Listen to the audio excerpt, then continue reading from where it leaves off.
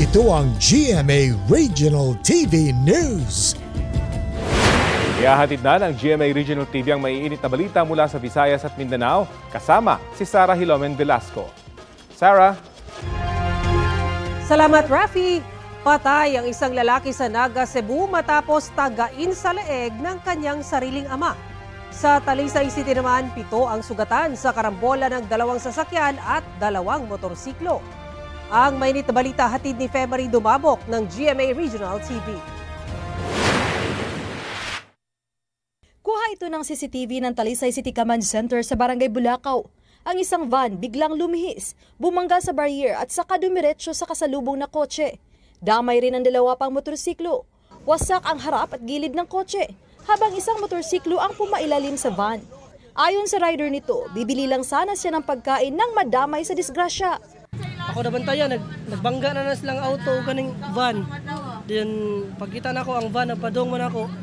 Moto ning nilayat ko sa akong motor. Isinugod naman sa ospital ang isa pang rider na nagtamo ng matinding sugat sa paa. Minomonitor naman ang driver ng kotse matapos umano niyang hindi maigalaw ang kanyang katawan. Ligtas ang kanyang misis at 2 anak na nagtamo ng mga pasa sa katawan. Kwento ng driver ng van sa mga otoridad, may iniwasan siya kaya napunta siya sa kabilang lane. At imbes na preno, si linyador daw ang naapakan niya. Mismong kanyang tatay ang kumitil sa buhay ng isang lalaki sa Naga, Cebu. Dead on arrival sa ospital ang biktima na tinaga ng kanyang ama sa leeg. Ayon sa mga otoridad, inamin ng naarestong sospek na napuno na siya sa pagsagot ng pabalang ng kanyang anak. Matagal na umano silang may hindi pagkakaunawaan. Mahaharap siya sa reklamong parricide.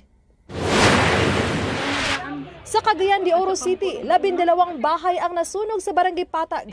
Inaalam pa ang sanhi ng apoy, pero ayon sa mga residente, isang sumabog na electric fan ang posibleng dahilan nito. Nasa 100 tao ang apektado ng sunog.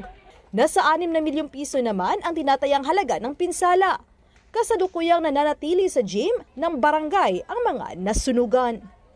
February Dumabok ng GMA Regional TV, nagbabalita para sa GMA Integrated News.